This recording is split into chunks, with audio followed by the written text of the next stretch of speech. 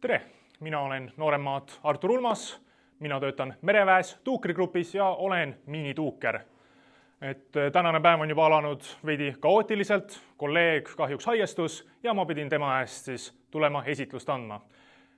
Täna me oleme Miinisadamas mereväe baasis siin Noblessneri kõrval ja me oleme siin siis tagasi kooli programmi raames.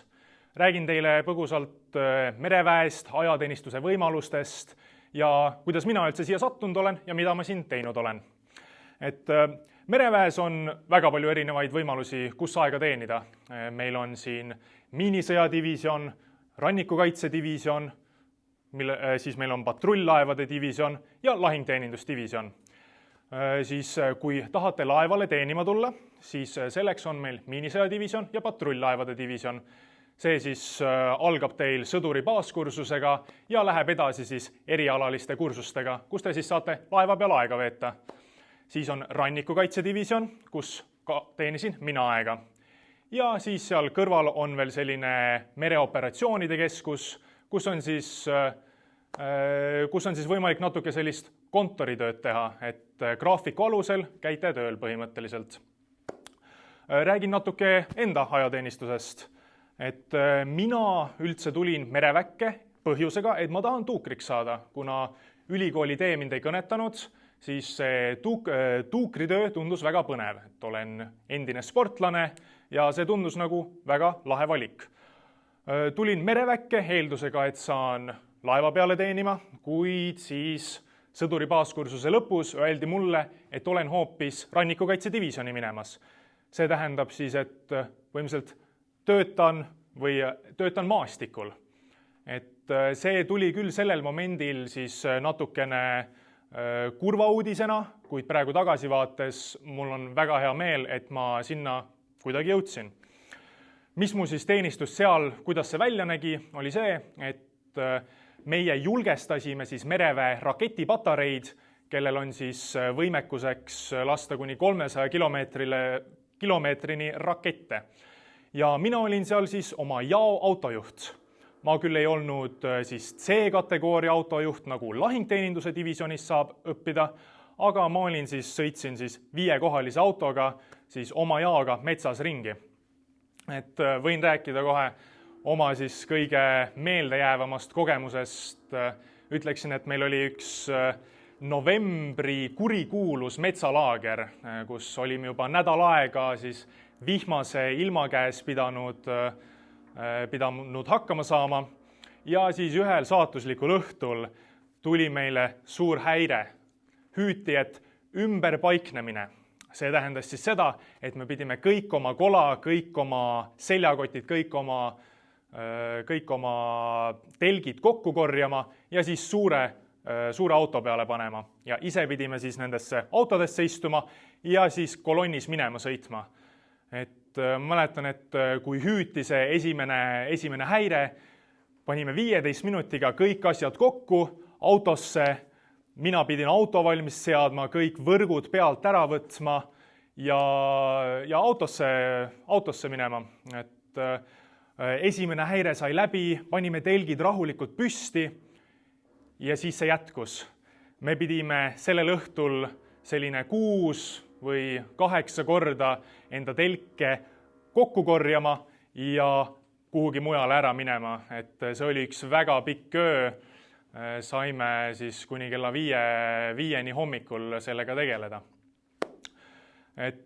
Kui olete tahtmas tulla mereväkke aega teenima, siis on täitsa võimalik, et satute rannikukaitsedivisjoni või lahingteeninduse divisjoni, kus saab siis lahingteenindusdivisionis saab endale näiteks C-kategooria autojuhiload, kui olete sellest huvitatud. Mul mõni semugi läks sinna ja tuli väga rahulolevalt sealt välja. Nüüd ma läheks edasi, et kuidas siis minu teekond siin tuukrigrupis läinud on. Lõpetasin enda ajateenistuse ära suvel ja tegin tuukrikatsed. Need on siis Eesti mereväes või Eesti kaitseväes siis erioperatsioonide väejuhatuse taga siis teine kõige raskem koht, kuhu sisse saada. Siin on füüsilised katsed, mis ma pidin läbima, ajateenistuse ajal sain rahulikult trenni teha ja läbisin katsed ja natuke naljakas lugu, minuga koos siis kursusele, tuukrikursusele Lätti tuli kaasa siis 35-aastane insener. Mina ise otse gümnaasiumist 20-aastane poiss ja kõrval oli selline 35-aastane elukogenud mees, et täiesti uus dünaamika, et ei ole kunagi varem sellist asja kogenud. Ja läksime tuukrikursusele Lätis, esmane, see kestis meil selline 6 nädalat, pluss siis mõni lisakursus juurde ja tulin tagasi Eestisse, kus ma sain siis juba järgmisteks katseteks harjutada.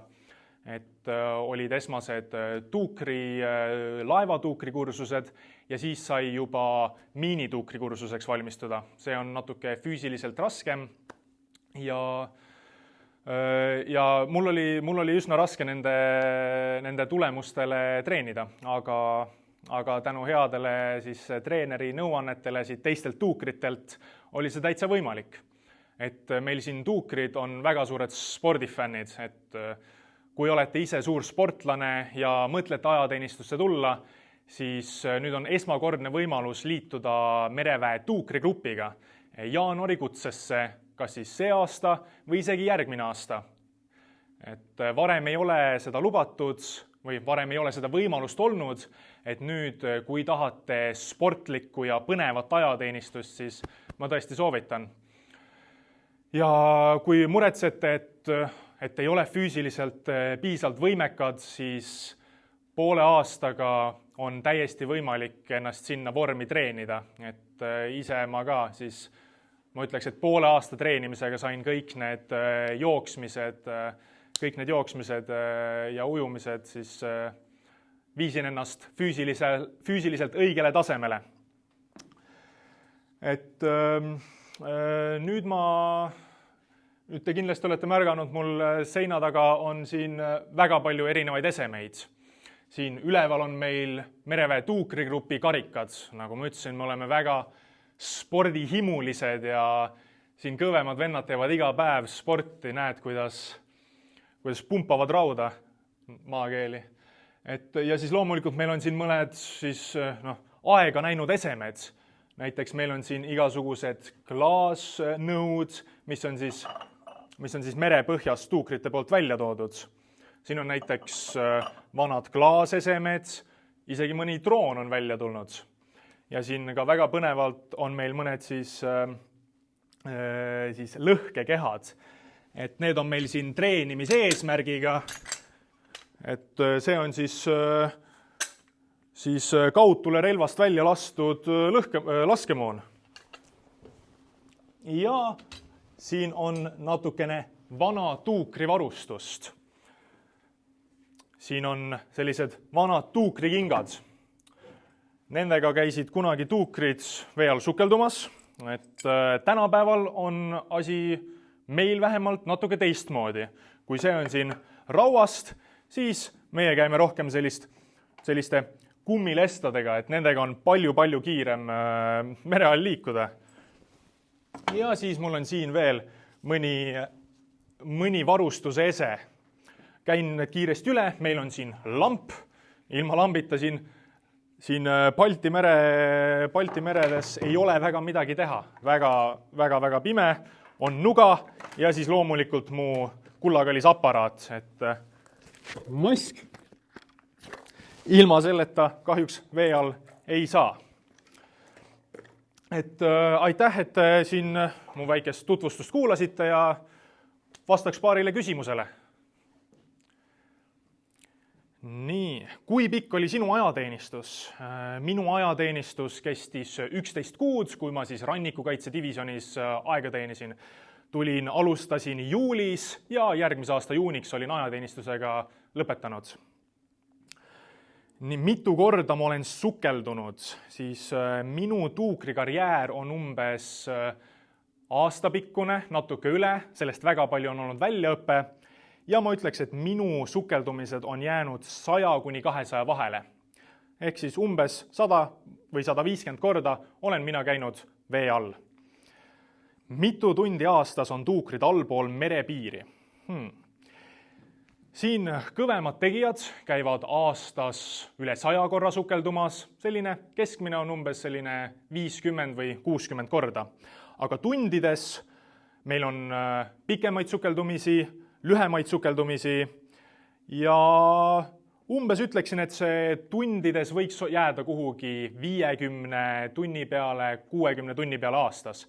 Et see number võib tunduda natuke väike, aga väga suur osa sukeldumisest on see ettevalmistus just. See mere peale sõit, sukeldumiskohta sõit ja see füüsiline töö, mis me peame tegema, et kogu aeg olla siis valmis selleks füüsiliseks koormuseks, mis on sukeldumine. Kas tuukrid käivad klassikalises võtmes metsas ja väljaõppel ka? Meil sellist klassikalist metsalaagrit ei ole. Et meie väljaõppe näebki välja selline, et me lähme kuhugi näiteks õppusele ja seal toimuvadki miinilõhkamised.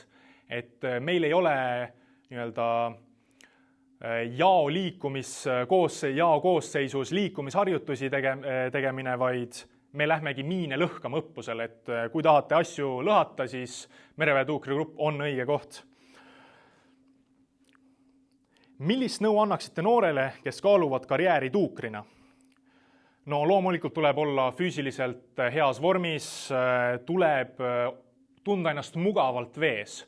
Et kui tahad natukene pingutada, tahad uhket ja ägedat ajateenistust, siis teed natuke trenni ja annad avalduse siis KRA-le, et liituda mereväe tuukrigrupi ajateenistusega. Kui palju on mereväes naisi tegevväelaste ja ajateenijate seas? Ma nüüd loomulikult numbrit mereväe enda kohta ei oska anda, aga mis ma saan öelda on see, et praegu suvekutses liitus mereväega 4 ajateenijat neidu ajateenistusega. Et loomulikult, kui on soovi ka neiudel tuukriks tulla, siis see oleks esmakordne võimalus üldse tuukriks tulla ja kui oleks veel naine tuuker, siis see oleks väga, väga vapustav. Et küll meil on varem naine teinud tuukrikatsed ära, füüsiliselt oli võimekas, kuid siis perekondlikel põhjustel ta kahjuks ei liitunud meie meeskonnaga. Et kui oled neiu ja arvad, et oled füüsiliselt selleks võimeline, siis see on kindlasti väga hea mõte. Nii, vaatame siit veel viimased küsimused. Mis on kõige keerulisem külg tuukriks olemise juures? Siin nüüd on väga mitu erinevat aspekti, et keeruline on loomulikult see, mis sa vee all teed. Sa pead tundma oma keha, sa pead saama aru, mis sa seal teed. Kui minna piisavalt sügavale, siis tekib selline nähtus nagu lämmastiku narkoos. See siis põhimõtteliselt tähendab seda, et kui sa lähed piisavalt sügavale, siis see õhk seal all, mida sa sisse hingad, siis natukene tekitab sellise nagu alkoholi tunde. Et siis seal võib tekkida mingi segadus ja sa pead suutma rahulikuks jääda. Aga seda kõik on võimalik treenida. Nii, ja võtame siit viimase küsimuse, et kas tuukrid on ohvitserid või allohvitserid? Et meil on tuukreid on igas astmes. Meil on siis minusugused noorem allohvitserid, kes siis teevad seda igapäevatööd.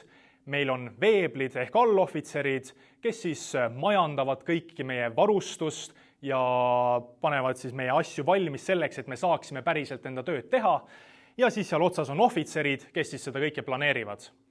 Ehk siis, kui tahate võib-olla tulevikus olla tuukrigrupi ohvitser, siis on võimalus minna Kaitseväe Akadeemiasse ja sealt on siis erinevad karjäärivõimalused mereväes.